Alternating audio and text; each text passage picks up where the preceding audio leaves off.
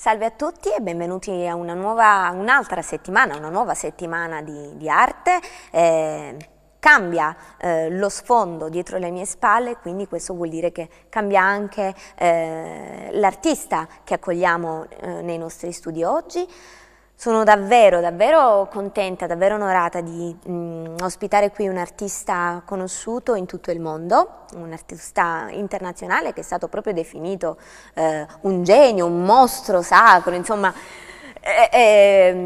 Siamo contenti, siamo felicissimi di ospitarlo qui. Io vado subito a presentarvelo, Maurizio Monti. Ciao Maurizio. Salve. Ciao. Benvenuto. Allora, Piacere Maurizio. di esserci. Allora, io, alcuni ti conosceranno, alcuni meno, giustamente, non si può essere conosciuti a tutti, è ovvio. Tu sei un artista perché di questo ti occupi da sempre. Sì, sì. Io vivo di questo e per questo. Tu vivi di questo da sempre. Soprattutto per questo. Tu vivi per questo, ecco, la differenza è che tu mi dicevi io non avrei potuto fare altro nella mia vita, io vivo per questo. Sì, sì, non è una scelta, lo parlavamo prima, non è una scelta, non avrei potuto fare altro perché mi sono reso conto, perché ho fatto anche altro per sopravvivere, tipo il musicista, il facchino al porto, il madonnaro, cioè proprio... I braccialetti. Braccialetti, per campare. Però la mia indole è questa, io mi sveglio la mattina e penso al quadro perfetto, che non mi uscirà mai, per fortuna, Ora perché la volta che mi esce dopo non faccio più niente. Certo, è proprio, anzi il fatto che non ti esca il quadro perfetto è un incentivo ancora di più stimolo. a ricercarlo Esatto, sempre. esatto. Poi magari trovi altre cose che non cercavi, Esatto. Però la tua ricerca continua. Allora, prima di passare alla tua ricerca, che è molto importante, molto complessa, allo stesso tempo è interessante perché si volge un po' indietro, insomma, poi ne parleremo. Tu vivi degli anni particolari e anche qui poi ci arriveremo. Vivi degli anni particolari perché sei simbolo, oggi lo rappresenti, di una generazione in fermento, di una generazione attiva culturalmente, intellettualmente, di una generazione, quella degli anni 70, il 68, il grande 68, quella di una generazione che forse quasi si imponeva di andare verso una direzione, no? Sognava di cambiare il mondo. Esatto, sognava di cambiare il mondo, l'arte era un modo per evadere, un modo per combattere, per essere diverso, no? Sì, sì, perché proprio l'intenzione del 68, almeno come l'ho percepita vivendola, era proprio, volevamo cambiare il mondo, sognavamo questo qui. Ci sono rimasti i sogni, il mondo non l'abbiamo cambiato e ci sono rimasti i sogni.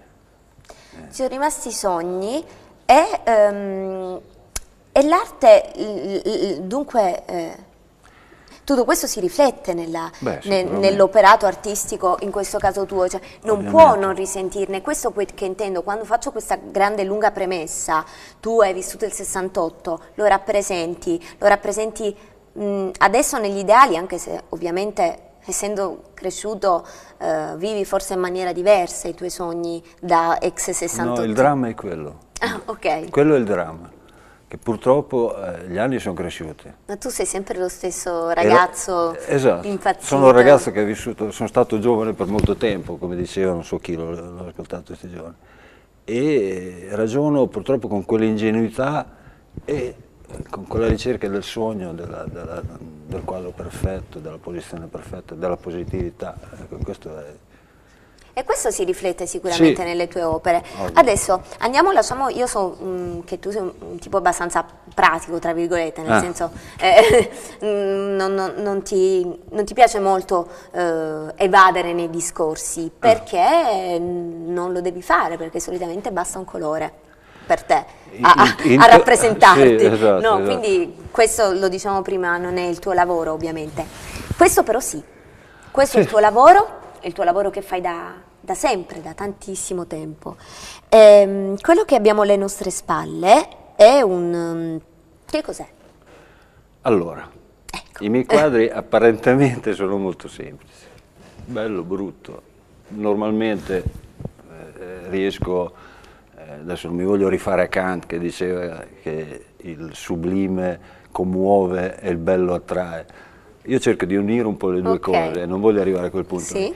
Però sono tutte metafore, perché la prima cosa, vabbè, un vaso di frutta, bello, brutto, fatto bene, fatto male. Cioè. Qui già c'è una cosa inquietante, c'è un lenzuolo che sostiene e quello lì.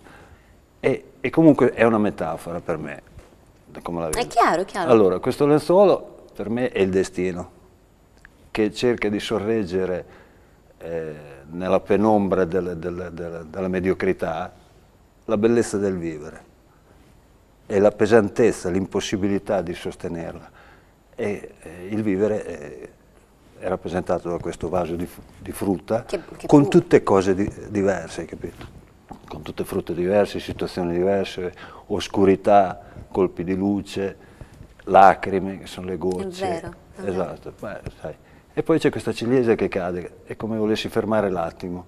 Potrei averlo intitolato anche Carpe Diem, perché comunque dovresti prenderla, stando attento a non schiacciarla e rovinare le situazioni che vuoi prendere. Sai, nei miei quadri puoi vedere di tutto di più. Poi c'è un volto sempre, perché nelle mie cose io inserisco dei volti. Che sì, lo vedo. Lo Adesso vedi? sì, lo vedo. È quasi un gioco. Però ecco, è un enigma, insomma, un po' alla Leonardo, no? Alla Dalì, alla Leonardo. Dalì, sì, del surrealismo. E adesso non lo so se sì, si vede, ok, perfetto. Sì. Sì, si vede. Ecco, questo qui sarebbe il fattore umano, perché secondo me tutte le cose che vediamo sono influenzate dalla nostra cultura, dal nostro vissuto, da come stiamo, se stiamo bene, se stiamo male. Non so, ti faccio un esempio, una sedia vista da un falegname è vista come un pezzo di legno, lui ci trova, un architetto, guarda il design, uno che ha male ai piedi è un'isola, è un rifugio, la sedia è sempre quella, però il fattore umano incide sul fatto di come tu vedi le cose. E allora inserisco così. Poi è anche un gioco, perché poi sai, ritornando nella metafora, è come voler trasformare la vita in un gioco, cinico, crudele, quello che vuoi, però comunque è un gioco. Io prendo la vita sempre con un minimo di leggerezza, perché altrimenti sarebbe insopportabile. Ecco. No, è davvero interessante, è quello che noto anche. Però, sai, questo è il secondo o terzo piano di lettura. Il primo piano di lettura, bello, bene. Certo. E poi ognuno magari può avere il proprio, no? Dipende sempre dal fattore umano. Dipende sempre, bravo, dipende sempre dalla coesione, dall'allineamento, ma poi ci arriveremo perché tu ti sei anche espresso riguardo a questa cosa. Dipende sempre anche dall'allineamento tra i vari background culturali, no? Quindi la comprensione tra i vari sistemi di comunicazione. Mettiamo da parte questa parentesi, sebbene interessantissima. Il quadro. Cosa si nota, Maurizio? Grande attenzione ai dettagli, grande attenzione, tra virgolette, passami il termine, all'imitazione del naturale, del reale. La verosimiglianza. Bravo, la verosimiglianza. Esatto. La verosimiglianza alla maniera, e anche qui mi riaggancio a un discorso che tu in primis fai, la verosimiglianza alla maniera classica. Dei classici, perché tutto il tuo operato artistico si svolge attorno ad una sola cosa, o comunque una cosa importantissima, una delle più importanti per te, la ricerca della bellezza. Sì. La bellezza, da qui mi riaggancio un discorso classico, la bellezza in epoca classica era il verosimile. Sì. Sì, ma è così, cioè, per me vale la pena di vivere, come dice il filosofo De Santis, noi siamo nati per essere buoni, giusti e cercare il bello. Io nel mio piccolo faccio il possibile, capito? E comunque se stai in un ambiente con cose belle stai bene, in un ambiente di cose brutte, vabbè, questo è un discorso molto semplicistico, però questo è proprio quello che ricerco io. Dare positività con le cose belle, poi comunque non stupide, ma far pensare comunque con queste cose. È vero. Positivamente, perché comunque la vita vale la pena viverla. E questo sicuramente ha a che fare con il tuo vissuto. Sì. Con il tuo vissuto, assolutamente. Sì. Allora, io ti voglio chiedere un'altra cosa, ero curiosissima di chiedertela. Partiamo proprio dal principio, facciamo così, creiamo un'evoluzione, creiamo dei quadri, partiamo come se stessimo descrivendo il tuo atto pratico, l'atto pratico del tuo dipingere, perché quello che mi ha intrigato molto è una tua descrizione dell'atto di essere davanti ad una tela bianca. Sì, faccio come Michelangelo. Hai descritto quindi l'artista che si pone davanti alla tela bianca. Paura? Eccitazione? Energia? Sospetto? Non lo so, non è importante. Tu questo non l'hai descritto. Però hai descritto l'approccio alla tela bianca. Cosa significa approcciarsi alla tela bianca? E sei ritornato a al blocco dell'artista davanti alla tela, no? Il cosiddetto blocco dell'artista davanti alla tela, bianca, così come lo scrittore davanti alla pagina bianca. Ti spaventa Tu sempre. ce l'hai questo blocco?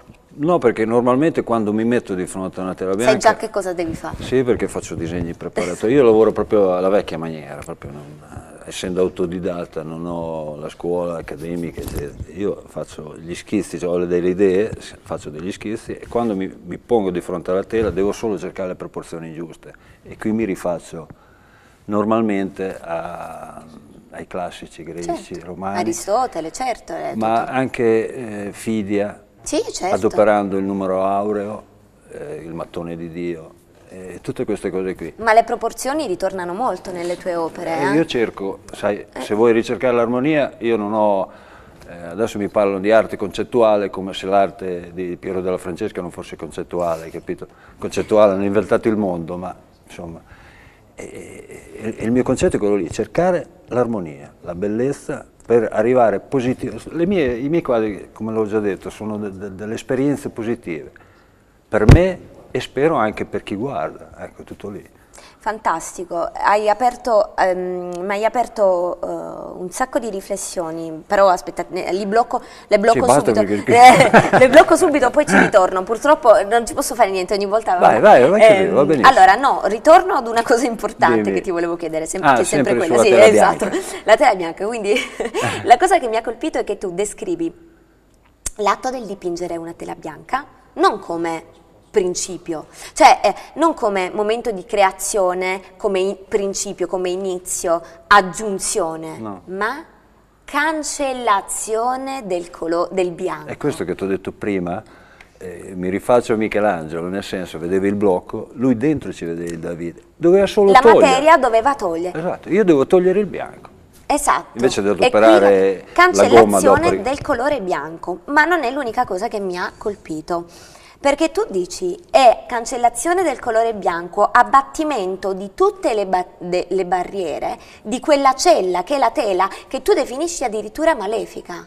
Eh sì, perché lì è una lotta, comunque sia, è una lotta con questa tela, devi vincere te, devi imporre quello che hai nella testa, trasportarlo su questa tela, non dico, non è una guerra così totale, però è comunque un combattimento, perciò... Però la cosa che mi chiedevo è se la tela è una cella, se la tela ha delle barriere. Ma le barriere più che altro sono le nostre, sono noi che dobbiamo, per arrivare direttamente ai centri emozionali della persona che poi guarderà il quadro, io non ci penso, però devi abbattere prima le tue. Certo. Esatto, perché ogni quadro è il ritratto dell'artista, è l'autoritratto dell'artista, cioè è fatto come, cioè io quando faccio un quadro è come facessi me stesso, certo, tutte le volte, perché certo. poi è come scoprire l'anima e la metto lì. È come conoscersi. Sì, è come conoscere, è una ricerca. Io guarda, cioè, non spendo niente dallo psicologo, mi faccio un quadro, anzi delle volte riesco anche a prendere 2 soldi, meglio di così, cosa vuoi che faccia? A proposito di anima, ho fatto una mostra a Los Angeles, ho venduto un quadro a un miliardario in una villa di quelle che neanche a Miami vai si vede, vabbè, così. Ma mi è uscita così, c'avevo l'interprete, io parlo malissimo l'inglese, e gli ho detto, allora, visto che ha comprato un pezzo della mia anima, siamo diventati parenti. Gli americani quando incominciano a fare questi discorsi ti abbracciano, commosso, lui se mi ha portato a casa, mi ha fatto cose, a proposito di anima. E per me comunque ogni quadro è un pezzo della mia anima che va in giro per il mondo. E il mio piacere è riuscire a entrare in contatto con queste altre persone.